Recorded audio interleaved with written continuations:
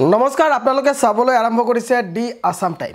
D Assam টাইমৰ অন্য এটা ভিডিঅ'লৈ আপোনালোক সকলোকে স্বাগতম জনাইছোঁ। অসম তথা উত্তৰ পূৰ্বাঞ্চলৰ কেইবাটাও গুৰুত্বপূৰ্ণ খবৰলৈ পুনৰ আপোনালোকৰ মাজত উপস্থিত হৈছোঁ। গতিকে ভিডিঅ'টি প্ৰথমৰ পৰা শেষলৈকে চাই থাকিব। যদি আপুনি নতুন আহিছে অনুগ্ৰহ কৰি আমাৰ এই চেনেলটি ছাবস্ক্ৰাইব কৰি ভিডিঅ'টি আগলৈ শ্বেয়াৰ কৰিবলৈ নিশ্চয় নাপাহৰিব। আগবাঢ়িছোঁ আজিৰ প্ৰথমটো গুৰুত্বপূৰ্ণ খবৰলৈ। আৰু আজিৰ প্ৰথমটো গুৰুত্বপূৰ্ণ খবৰ হ'ল হোলী উৎসৱ বাতিল কৰা হৈছে বুলি এক বাতৰিয়ে ব্যাপক চৰ্চা লাভ কৰিছে। কিহৰ কাৰণে হোলী উৎসৱ বাতিল কৰা হ'ল, কোনে বাতিল কৰিলে হোলী উৎসৱ, এই সম্পৰ্কে আমাৰ এটি চমু প্ৰতিবেদন। এবাৰ হোলী উৎসৱ বাতিল, কেজৰিৱালক গ্ৰেপ্তাৰৰ প্ৰতিবাদত মোদীৰ বাসগৃহ ঘেৰাও কৰিব আম আদমি পাৰ্টিয়ে। অৰবিন্দ কেজৰিৱালৰ গ্ৰেপ্তাৰৰ প্ৰতিবাদত বৃহৎ আন্দোলনৰ পথত নামিছে আম আদমি পাৰ্টিয়ে। এবাৰ আপে প্ৰধানমন্ত্ৰী নৰেন্দ্ৰ মোদীৰ বাসগৃহ ঘেৰাও কৰাৰ আহ্বান দিয়ে। এই কাৰ্যসূচী অহা ২৬ মাৰ্চত অনুষ্ঠিত কৰা হ'ব।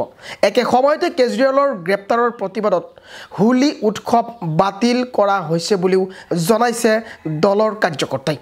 দিল্লীৰ মুখ্যমন্ত্ৰী অৰবিন্দ কেজৰিৱালক আবকাৰী দুৰ্নীতিৰ গোচৰত বৃহস্পতিবাৰে ইডিয়ে গ্ৰেপ্তাৰ কৰে।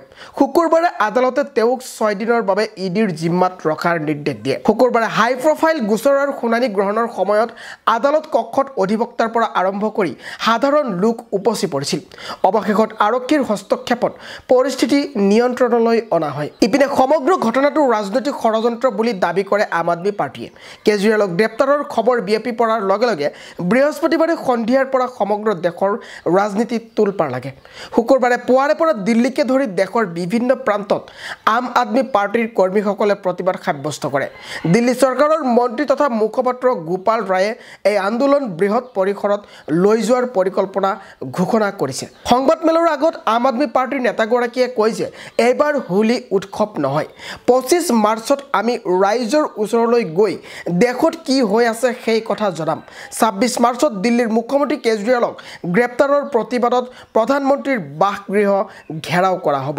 ইপিনে তেওঁৰ অধিবক্তা অভিষেক মুন সিংভিয়ে আদালতত আম আদমি পাৰ্টিৰ মুৰব্বীগৰাকীক গ্ৰেপ্তাৰ কৰাৰ ন্যায্যতাক লৈ প্ৰশ্ন উত্থাপন কৰে। আনহাতে ইডিৰ হৈ চলিচিটৰ জেনেৰেল SV ৰাজুৱে আদালতত দাবী কৰে যে কেজৰিৱালেই দিল্লীৰ আবকাৰী নীতি কেলেংকাৰীৰ মাষ্টাৰ মাইণ্ড।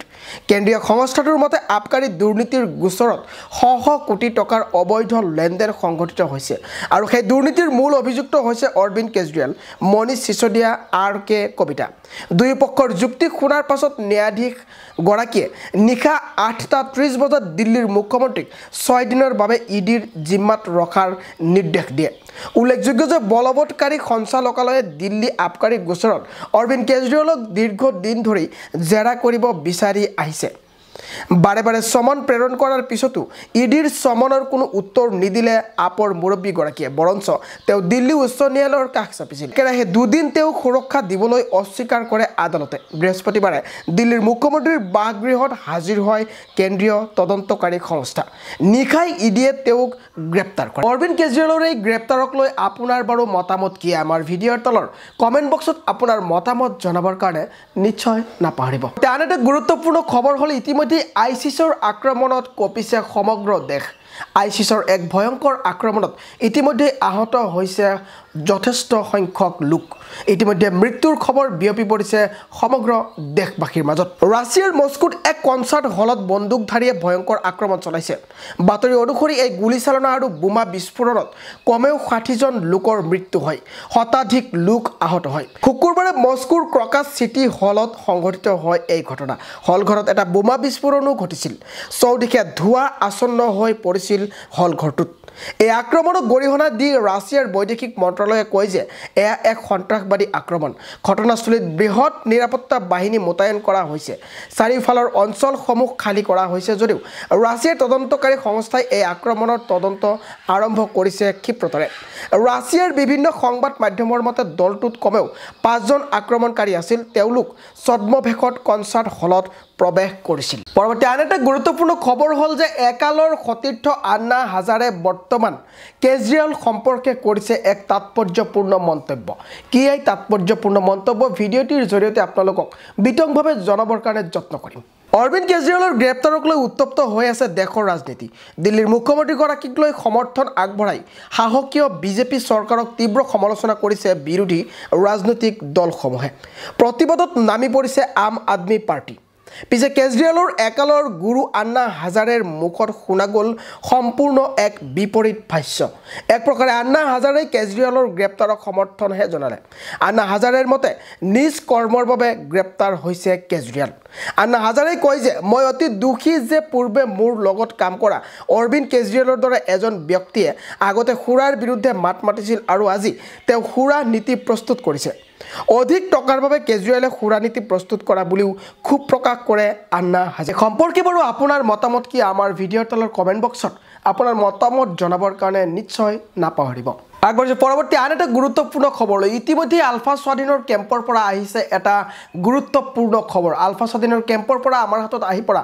এটা বিগ ব্ৰেকিং নিউজ লৈ আহিছোঁ সুদীৰ্ঘ ৩৫ দিনৰ পিছত আলফা স্বাধীনে মুকলি কৰি দিলে ৩ অপহৃত ব্যক্তিক ১৮ ফেব্ৰুৱাৰীতে অপহৰণ কৰি নিছিল ৩জনকে কয়লাখনিৰ পৰা অপহৰণ কৰি নিছিল এই ৩গৰাকী মহৰিক অৱশেষত আলফা স্বাধীনে মুকলি কৰি দিলে এই ৩গৰাকী মহৰিক সকলো উৎকণ্ঠা উৰ পেলাই সুদীৰ্ঘ ৩৫ দিনৰ অন্তত আজি মুকলি আকাশৰ তললৈ আহিল সংযুক্ত মুক্তি বাহিনী অসমে অপহৰণ কৰা ৩জন ব্যক্তি জ্ঞান থাপা লেখক বৰা আৰু চন্দন নাৰ্জাৰীক আজি আলফা স্বাধীনে অৰুণাচল প্ৰদেশৰ নামপুঙৰ লংভি বস্তিৰ সমীপত মুকলি কৰি দিয়ে বৰ্তমান ৩ অপহৃত ব্যক্তিক অৰুণাচল প্ৰদেশৰ মানমৌ স্থিত অৰুণাচল আৰক্ষী থানাত ৰখা হৈছে ব্যক্তিকেইজনক উদ্ধাৰৰ ক্ষেত্ৰত অৰুণাচল আৰক্ষীক সহযোগ কৰে ১০ নং অসম ৰাইফলছৰ জোৱানে ইতিমধ্যে ৩গৰাকীকে অৰুণাচল আৰক্ষীৰ নামপুং থানাৰ ভাৰপ্ৰাপ্ত বিষয়াগৰাকীয়ে নিজৰ তত্ত্বাৱধানত স্বাস্থ্য পৰীক্ষা কৰাই সোধা পোছাত অব্যাহত ৰাখিছে আৰক্ষী সূত্ৰে জানিব পৰা মতে পৰৱৰ্তী সময়ত লোককেইজনক অসম আৰক্ষীৰ জৰিয়তে পৰিয়ালৰ হাতত গতাই দিয়া হ'ব বুলি জানিব পৰা গৈছে প্ৰাপ্ত তথ্য অনুসৰি ২২ মাৰ্চৰ দিনৰ ১০ বজাত আলফা স্বাধীনে অপহৃত ব্যক্তি কেইজনক নামপুঙৰ লুংভিৰ সমীপৰ লালপুলৰ বস্তিৰ দাঁতি কাষৰীয়া অঞ্চলত মুকলি কৰি দিয়ে ১৮ ফেব্ৰুৱাৰীতে অপহৰণ কৰি নিছিল ৩জন ব্যক্তিক কয়লাখনিৰ পৰা অপহৰণ কৰি নিছিল এই ৩গৰাকী মহৰিক অৱশেষত আলফা স্বাধীনে মুকলি কৰি দিয়ে এই ৩গৰাকী মহৰিক আগবাঢ়িছোঁ পৰৱৰ্তী আন এটা গুৰুত্বপূৰ্ণ খবৰলৈ ইতিমধ্যে কংগ্ৰেছত আৰম্ভ হৈছে গৰাখহনীয়া কংগ্ৰেছৰ পৰা ইতিমধ্যেই হাজাৰে হাজাৰে কংগ্ৰেছ কৰ্মীয়ে পদত্যাগ কৰি যোগদান কৰিছে অন্য ৰাজনৈতিক দলত এইবাৰ আহিল আন এক গুৰুত্বপূৰ্ণ খবৰ কংগ্ৰেছৰ কাৰণে এটা বেয়া খবৰ আহি পৰিছে আমাৰ হাতত ইতিমধ্যে আমি জনা অনুসৰি সামগুৰিৰ বৰ্মাত ৩০০০ কংগ্ৰেছীয়ে যোগ দিলে বিজেপিত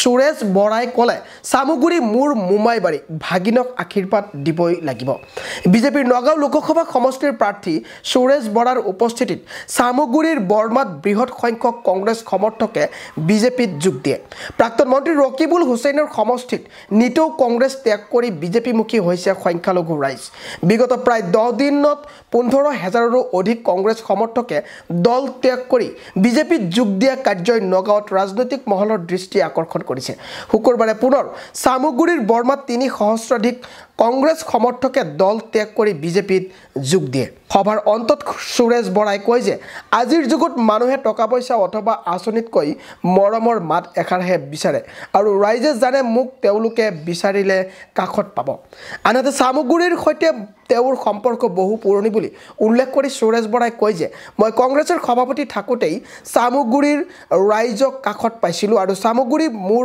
মোমাইবাৰী মই সামগুৰিৰ ভাগিনী সেয়েহে ভাগিনক ৰাইজে আশীৰ্বাদ দিবই লাগিব সুৰেশ বৰা সম্পৰ্কে আপোনাৰ বাৰু মতামত কি আমাৰ এই ভিডিঅ'ৰ তলৰ কমেণ্ট বক্সত জনাবৰ কাৰণে নিশ্চয় নাপাহৰিব আজিৰ ভিডিঅ'টি আছিল ইমানেই ভিডিঅ'টি চাই আপুনি কেনে পালে আমাৰ ভিডিঅ'ৰ তলৰ কমেণ্ট বক্সত আপোনাৰ মতামত জনাবৰ কাৰণে নিশ্চয় নাপাহৰিব পৰৱৰ্তী সময়ত পুনৰ এনেকুৱা ভিডিঅ'লৈ আপোনালোকৰ মাজত উপস্থিত হোৱাৰ প্ৰতিশ্ৰুতিৰে আজিলৈ ইমানতে এৰিছোঁ জয় আই অসম।